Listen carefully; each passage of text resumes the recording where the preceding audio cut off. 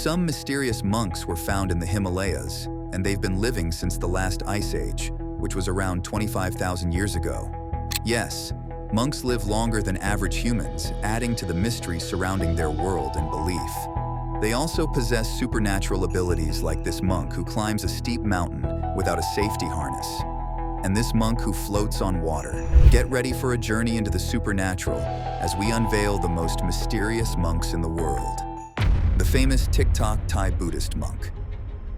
The last thing you'd expect to see while scrolling through FYP on TikTok is a monk, except that this monk wasn't a TikTok user. Back in 2022, the Buddhist monk from Thailand named Luang Pho Yai gained worldwide recognition from videos on TikTok. This happened after Aoi, a TikTok user suspected to be his granddaughter, posted a video of him on the platform. What got everyone talking about his video was his kind demeanor, his frail appearance, and more importantly, his age. While it is rare to see people as old as Luang, what got a lot of people talking was how active he was in the video. He can be seen sitting uprightly while laying his hand on a kid suspected to be his great-grandchild. The clip quickly spawned several false claims, including that the monk was a 399-year-old woman when he was in fact a man. Some also claimed that he was undertaking the Japanese practice of sokushin butsu, which refers to self-mummification. The rumors became so widespread that fact-checking websites around the world wrote articles debunking the claims. It was later discovered through the original clip source that the monk was a 109-year-old man, which again made people label him the oldest human alive. Maybe if Luang lived longer, he could have claimed that record. But sadly, he did not live to see his 110th birthday. At the time this video was made, the oldest living person was Tomiko Ituka, with a current age of 116 years. And the oldest person to have ever lived, according to the Guinness World Records, was Frenchwoman Jean-Louise Calment, who was 122 years old when she died in 1997. Alive but dead. Talking about death and old age, this Mongolian monk is older than you can imagine, dead but still alive. The monk was found in Songgino Kherson province on January 27, 2015. He was said to be 200 years old at the time, and although he was not breathing, he is not considered dead. It is believed that he is in a state of deep meditation, which is known as tukdam. According to a famous Buddhist monk and doctor, Barry Curzon, monks put themselves in tukdam so their spirits could live forever. However, not many of them have been able to achieve that goal as their bodies shrink away after 3 weeks. But mysteriously, this monk didn't take time in the tukdam state before his neighbors reported that they saw a rainbow appear in the sky. The significance of this is that the monk has found a rainbow body, which means he has gotten to the highest state closest to the state of Buddha. What is so mysterious is the monk's state upon discovery. He was only covered with cattle skin and was found in the cross-legged lotus pose. Not only that, but his open palms seem to be placed on top of each other without being displaced, despite that he's been there for a long time. According to Dr. Barry, he has treated people in this state severally, and it is so rare to find anyone who had gotten to this monk's state, which makes his case absolutely unique. The rarity of the monk's case had initially made a man identified as Entor to hide him in a cave with plans to sell the mummified monk on the black market. But before he could execute his plans, he was caught and immediately arrested by the police. Entor sure wasn't scared of the supernatural.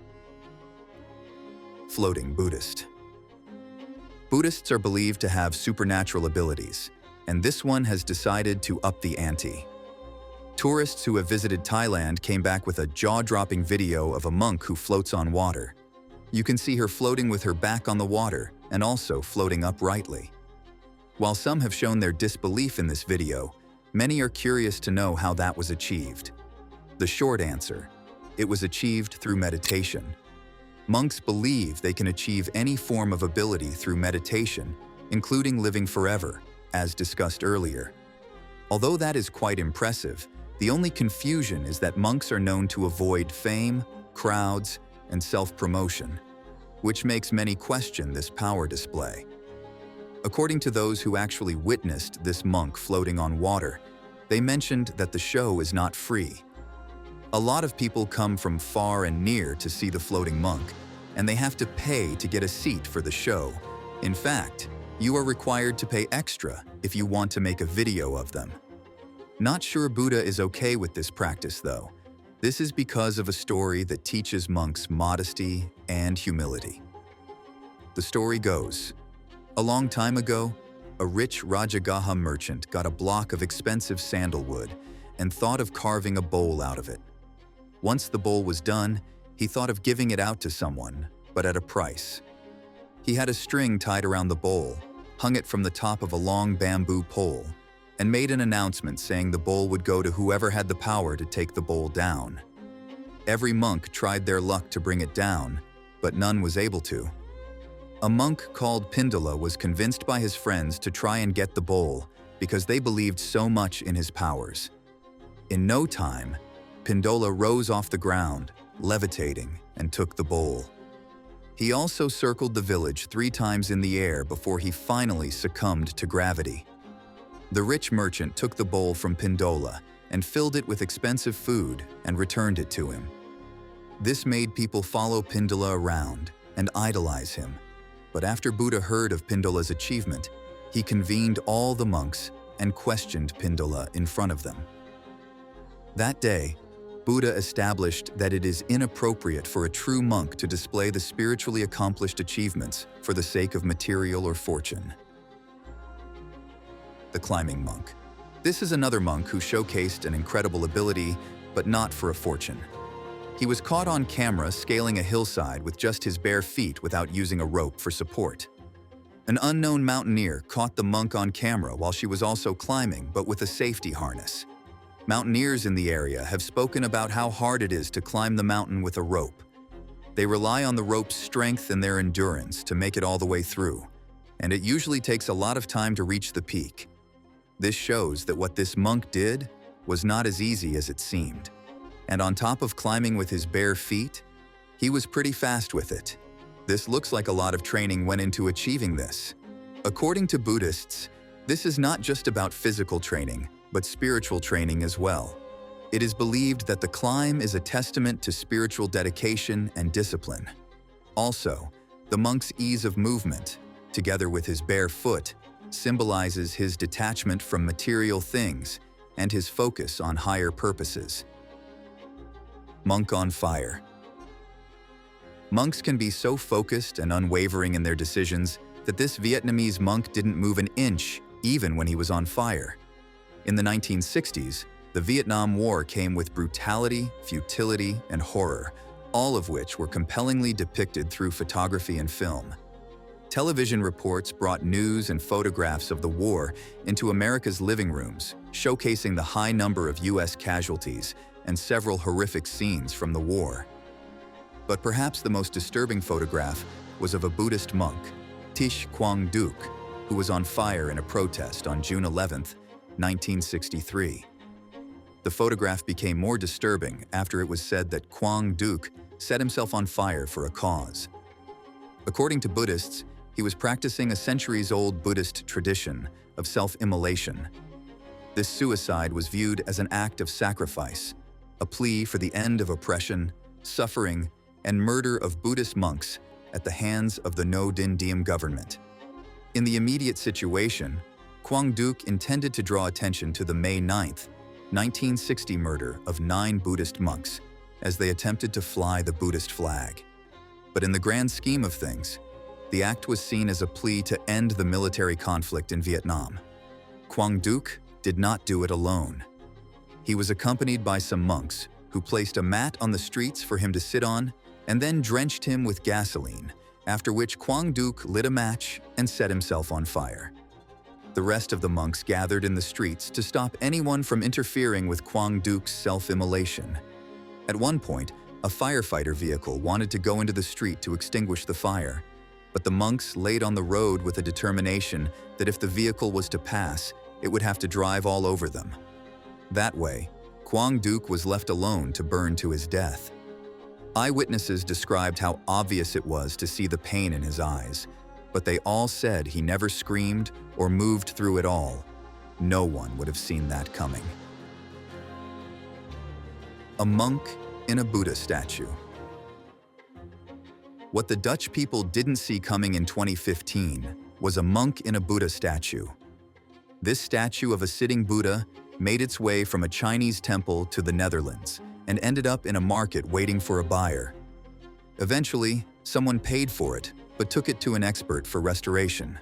While the expert was working on it, he uncovered a preserved 1,000-year-old mummified monk in the statue. The mummy was found sitting on a bundle of cloth covered in Chinese inscriptions, revealing its identity as a Buddhist monk called Lu Quan. The owner then reached out to the police, who took the discovery to a team of researchers and scientists for proper evaluation. After a CT scan was done on the mummy, they discovered that its organs were missing. It is believed that the monk may have practiced self-mummification to prepare for life after death. This process is a known tradition in countries like Japan, China, and Thailand, and was practiced over 1,000 years ago. It involves the person eating a special diet and drinking poisonous tea, so the body would be too toxic to be eaten by maggots. While the process may seem bizarre today, back then, only a few monks were able to complete the process, and those few were greatly revered. Hemus Monastery monks. This group of monks is also very revered, even if they don't practice self-mummification. This is because the Hemus Monastery itself is believed to be the spiritual abode of Guru Padmasambhava, also known as Guru Rinpoche, who introduced Buddhism to the region. According to natives, Guru Padmasambhava meditated in a cave nearby, making the monastery a sacred site for Buddhist pilgrims. The monastery, in general, attracts tourists for its captivating cultural and spiritual landmarks. Nestled in Ladakh, it is one of the richest and most significant monastic institutions in the region, which makes it hold a special place in the hearts of both locals and travelers. Also, attracting visitors is the Hemus Chechu, a significant religious festival dedicated to Lord Padmasambhava. The highlight of the festival is the mesmerizing Cham dance, where the participants don vibrant costumes and masks depicting various deities. With or without the festival, it doesn't seem as though people would stop visiting this monastery as a legend. And Russian journalist Nicholas Notovich has also said that Jesus Christ had traveled to the Hemus Monastery while he was alive. For these reasons, the monks of this great monastery are respected and seen as extra powerful monks. Shaolin Monks. Speaking of powerful monks, the Shaolin Monks are second to none. These monks' tales have been depicted in different movies revealing their strength and abilities. However, a lot of people have questioned the authenticity of these stories. The truth is that Shaolin monks can perform seemingly impossible feats of mental and physical prowess. They can poke holes into trees with their fingers, bang their bare heads against stone walls, and knock their heads together to harden their skulls. They also knife-scrape their stomachs to strengthen their core area and break sticks, bricks, or iron and steel bars atop their heads. Deep in meditation, they learned to balance their entire body weight on their heads or index fingers for long periods. Shaolin monks have been able to achieve these remarkable acts through years of hard work, patience, dedication, and perseverance going into strengthening their bodies and honing their core energy, known as the Qi. The Shaolin monks begin their training from a young age by poking trees and wood planks to strengthen their fingers. As their training progresses, they start practicing hard strikes, training every finger on both hands to produce large bursts of strength. Upon mastery, the fingers will be strengthened enough to take on more difficult techniques, such as the one-finger handstand called the diamond finger. To further strengthen their fingers and develop the locking force of their thumbs, index fingers, and middle fingers, they start by driving 180 nails into a wood plank and practicing pulling them out with all 3 fingers. When this becomes easy, they go on to master removing the nails with their thumbs, ring fingers, and pinky fingers. As the training progresses, the nails are driven deeper into the wood. Once these monks advance, they can pull out up to 1,000 rusted nails. The significance of this training is that it helps Shaolin warriors perform effective locks with 3 fingers on the opponent's vulnerable spots. Before we go on, let's discuss our subscribers pick. This is the story of the most mysterious monks told by an unconfirmed source.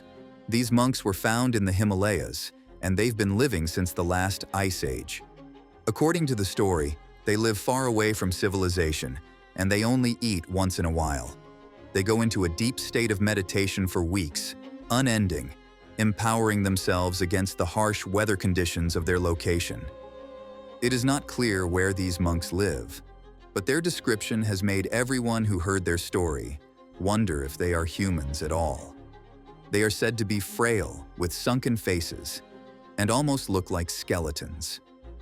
According to the story, they covered themselves with fur clothes, unlike the usual monks, giving them more terrifying appearances.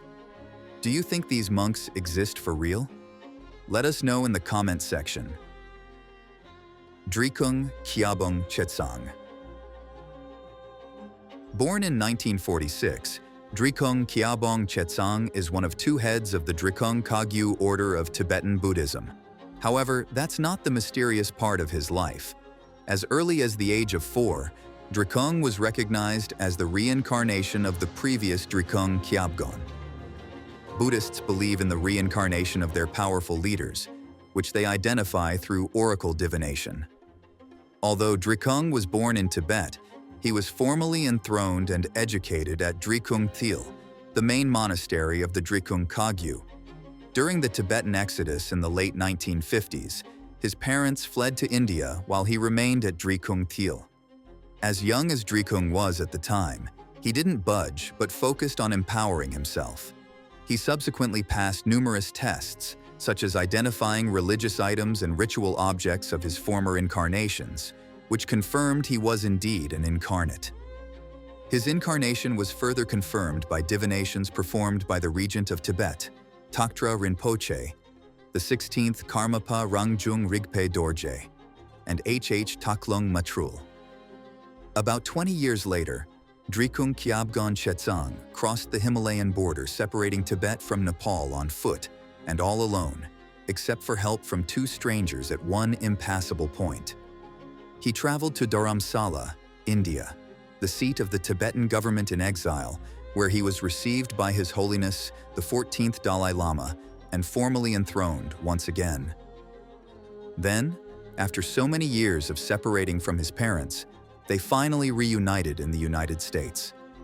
He was there for many years as he was busy completing courses in English and adult education. To master his English-speaking ability, he also worked at McDonald's to afford him a chance to communicate with people in English, thereby getting better at it every day. Tulku Lobsang. Just like DUNG, Tulku Lobsang is a reincarnation of his ancestors. He was born in 1976 into a farmer family in the Himalayas. This family has seen different reincarnated lamas, so Tulku wasn't the first. However, he was different and full of mysteries. Tulku spent his childhood under the attention of his mother, who was always surprised by his knack for dangerous games. Once he wanted to fly from the 3rd floor of the house with an umbrella. The makeshift glider broke right away once in the air, but fortunately, the Tulku was unharmed. When he was 6 years old, Tulku Lobsang entered Soa Monastery, the local Buddhist monastic school where he was training to be a monk. At 11, he transferred to the Nangjig Bone Monastery, which is the biggest bone monastery in Tibet today. There, Tulku was educated by his uncle, who was the abbot of the monastery. While Tulku Lobsang was at the Bone Monastery, the Soa Monastery monks were told by the oracle that he had identified their reincarnated lama, known as Tulku Nyentse. Tulku Lobsang was also named Nyetse's incarnation at an open ceremony of the oracle. However, The monks were not sure, because Tulku Lobsang was a very wild boy. And again, the oracle confirmed that he was the one. At that same moment, the oracle also said that Tulku Lobsang would not stay at Soa Monastery and sit on the throne as he should. Instead, he said Tulku Lobsang would travel the world teaching and helping others, and, in doing so, provide the greatest help to Soa Monastery and the surrounding village. This revelation came to pass in 1993 when Tulku Lobsang left Tibet for South India to the Gaden Shartse Monastery. At Gaden, he deepened his knowledge of the classical Buddhist texts, and after 5 years in Gaden Monastery, Rinpoche moved to Dharamsala to pass the Tibetan cultural heritage on to both Tibetans and Westerners. Since 2000, Tulku Lobsang has been traveling to different countries to teach people about Buddhism, medicine, and astrology.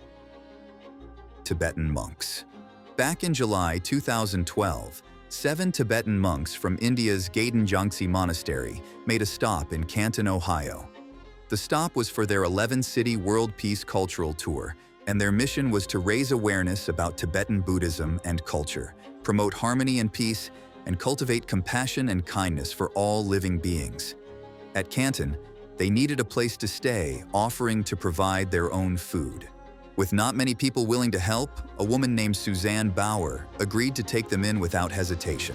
According to her, the monks were nice and pleasant people, who were focused on bringing peace and good health closer to the people of Canton.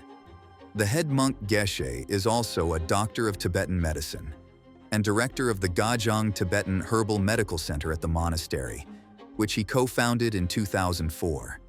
He has treated thousands of patients and gives medical consultations at home and abroad. During his stay in Canton, he conducted medical consultations, and the way he did was nothing short of strange.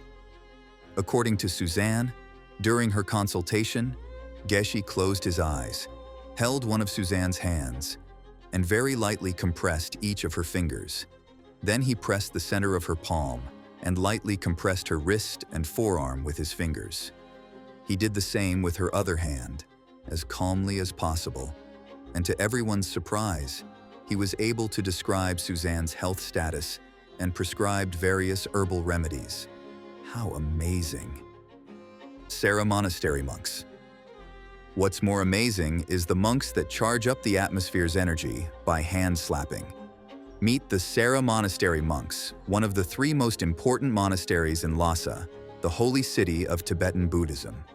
They are dedicated to the Gelugpa or Yellow Hat sect of Tibetan Buddhism, and are, or at least were, university monasteries. Long ago, life in Tibet revolved around the monastery. The monasteries played the role of religious centers and education centers with schools and universities, hospitals, marketplaces, and so on. Even now, much of a young person's education can still be had at the monastery. Built in 1419, one of the unique things about Sera is its long tradition of debating.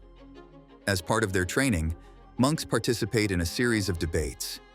These debates are held every day in a courtyard of crushed stone, where senior monks grill junior monks on various doctrines. The junior monks are seated, while the seniors question their knowledge about Buddhism, accompanied by dramatic hand slapping. The hand slapping is a signal for the seated monk to respond. Though it seems pretty entertaining to the visitor, it is not the same for the monks. They take it as a serious business and an important part of their training. One other notable part of their tradition is holding their prayer beads. In fact, most lay people in Tibet also carry prayer beads around with them. So, while these debates are going on, they are usually accompanied by beads everywhere. The debates take about 1 to 1.5 hours, but within that period, the whole place gets really noisy, and the atmosphere gets charged with energy. One powerful monk from this monastery is Lama Tenzin Yeshe. At the age of 6, Lama Yeshe was sent to Sera Monastery to train to be a monk. He received his full ordination at the age of 28 from Kyabje Ling Rinpoche. However, he refused to complete his Geshe degree, despite having studied for it for reasons best known to him. But even with that, he was very revered. Sadly, he passed away 20 minutes before dawn on the first day of Losar, the Tibetan New Year. In 1986, his reincarnation was identified in the most unexpected place and in the person of a Spanish boy, Ocel Hita Torres.